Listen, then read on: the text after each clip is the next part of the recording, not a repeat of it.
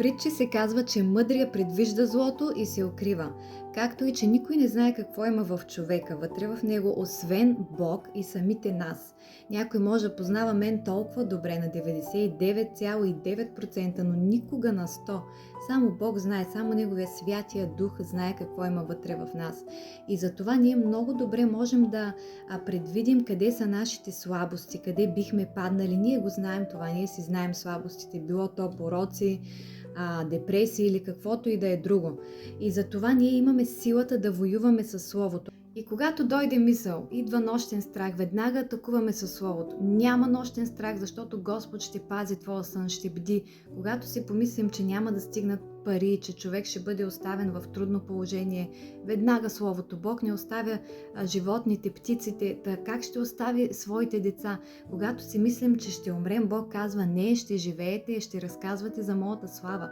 Когато човек си помисли: ставам грозен, трябва ми още една корекция, трябва ми още не знам какво да добавям, не, защото Бог казва: обновявай духа си отвътре с моето Слово и ти толкова вътре ще се промениш, че ще сияеш навън.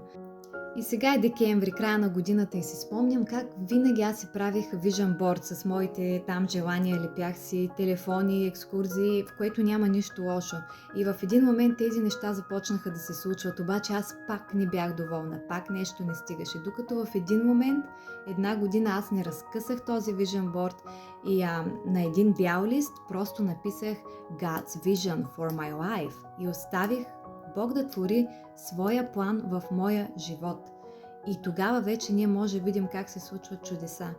И докато ние търсим Бога, както се казва в 37-ми псалм, докато ние се веселим в Него, ние го опознаваме, Той през това време нарежда всичко за нас. Той го подготвя и Той никога няма да ни остави. И сега, Господи, в края на годината ние Те молим Ти да бъдеш цар и господар на нашите животи, Господи, Ти да управляваш, Ти да дадеш на всеки един от нас откровение каква да бъде следващата стъпка, какъв да бъде плана му за предстоящата година. Боже, ние предаваме всичко в Твоите ръце, защото Ти си този, който воюваш с нашите неприятели. Ти си този, който воюваш с нашите страхове, Господи. Ти си толкова силен, Ти си толкова могъщ, за Теб няма нищо невъзможно, Боже. И ние вярваме, че Ти ще увенчаеш края на тази 2025 година с Твоя успех, Боже, че Твоите стъпки ще бъдат толкова дълбоки в нашия живот, Господи. Хората ще знаят, че Ти си минал в нашия живот, защото Твоите стъпки ще капе мас, защото Твоите стъпки, когато Ти минеш, Боже, Ти оставяш светлина, Ти оставяш богатство.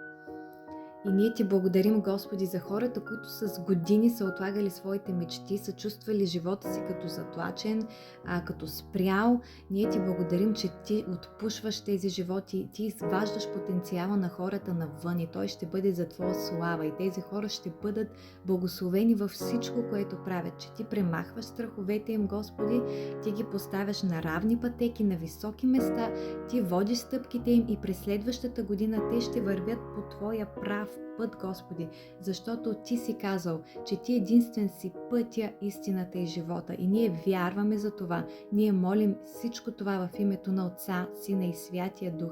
Казваме амин и всичко да бъде за Твоята слава.